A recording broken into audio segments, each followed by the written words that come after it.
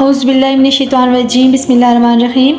آج ہم سورہ بقرہ کی آیت نمبر 186 کا لفظی ترجمہ پڑھتے ہیں۔ شروع کرتے ہیں بسم اللہ الرحمن الرحیم۔ احلّہ جائز کر دیا گیا، لکم تمہارے لیے، لیلتا رات، الصیامی روزہ،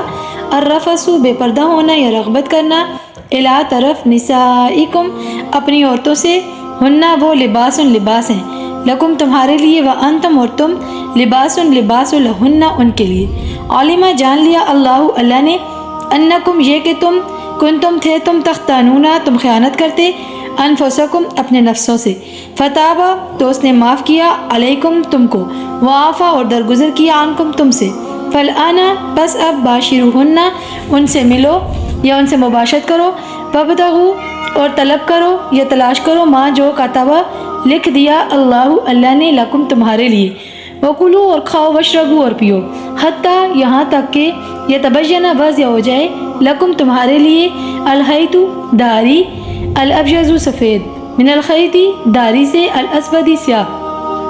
من الفجر فجر سے، ثم پھر اتمو تم پورا کرو، الصیام روزہ، الی اللیل رات تک، ولا اور نہ تباشروہن تم مباشرت کرو ان سے، وانتم اور جب کہ تم عاکفون اعتکاف کرنے والے ہو، فی المساجد مسجدوں میں، تلک یہ حدود اللہ حدیں ہیں اللہ کی، فلا پس نہ تقربوها تم قریب جاؤ ان کے، کذالک اسی طرح، یبین واضح کرتا ہے اللہ آیات ہی اپنے حکم یا اپنی آیات، للناسی لوگوں کے لیے، لعلہم تاکہ وہ یتقون پرہیزگار ہو جائیں۔ اس آیت ربانی میں کیا ارشاد ہوا؟ تمہارے لیے جائز کر دیا گیا روزہ کی رات میں اپنی عورتوں سے بے پردہ ہونا، وہ تمہارے لیے لباس ہیں اور تم ان کے لیے لباس ہو۔ اللہ نے جان لیا کہ تم اپنے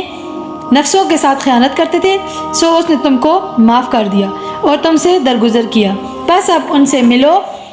اور جو اللہ نے تمہارے لیے لکھ دیا ہے طلب کرو، اور کھاؤ اور پیو، یہاں تک کہ واضح ہو جائے تمہارے لیے فجر کی سفید دھاری سیاہ دھاری سے، پھر تم رات تک روزہ پورا کرو اور ان سے نہ ملو